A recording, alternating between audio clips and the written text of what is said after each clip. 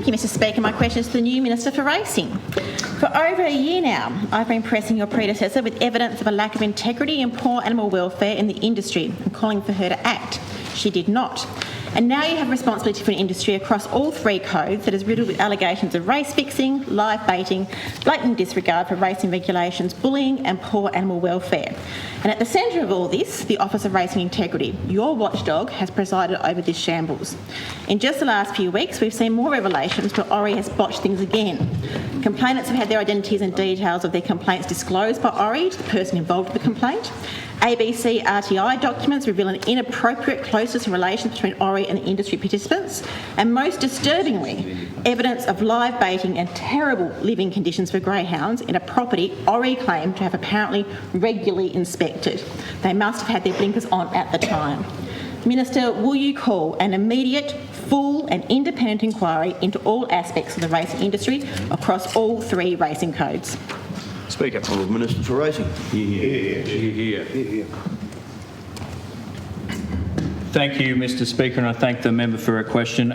So the video that she's referring to around greyhounds was referred to the Office of Racing Integrity as soon as Tas Racing became aware of its existence. My office further engaged with the Office of Racing Integrity, the Department of Natural Resources, Tasmania, to ensure that all appropriate referrals have been made and that action has been undertaken to commence an investigation, including any referrals to the RSPCA. Let me be very clear. There is no room for animal cruelty in racing, and our government takes the welfare of animals in the racing community very seriously. As I know, my predecessor, Minister Ogilvie, did outstanding work in this space. The Office of Racing Integrity has initiated an inquiry and suspended the licence of the individual. Any breaches that are found in that process of that inquiry will be dealt with appropriately. I'm not going to go into any further comment on the matter that is subject to an inquiry. But, Mr Speaker, while I'm on my feet as well as the new Minister for Racing, let me lay out a few markers in terms of my approach over the next little while. The racing community is absolutely essential for Tasmania. It's a sport, yes, it's an industry, absolutely, but it is a community and a way of life here in Tasmania.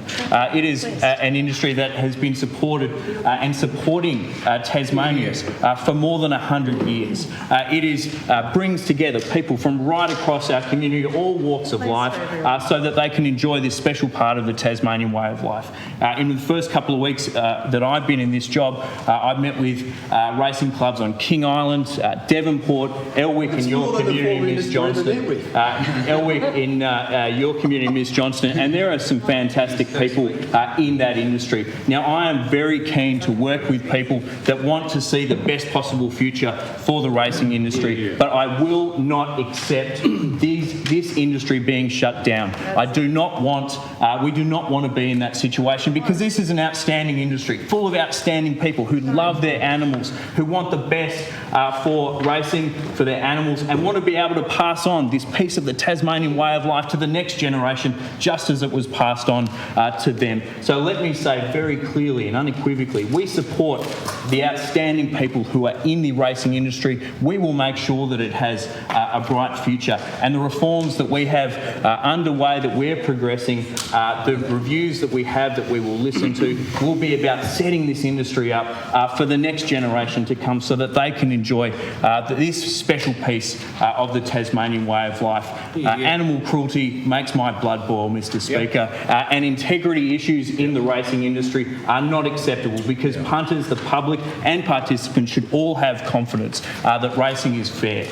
We will make sure that we deliver those things, and we will work constructively with all people who want to see a bright future for the racing community. Honourable Deputy Leader of the Opposition.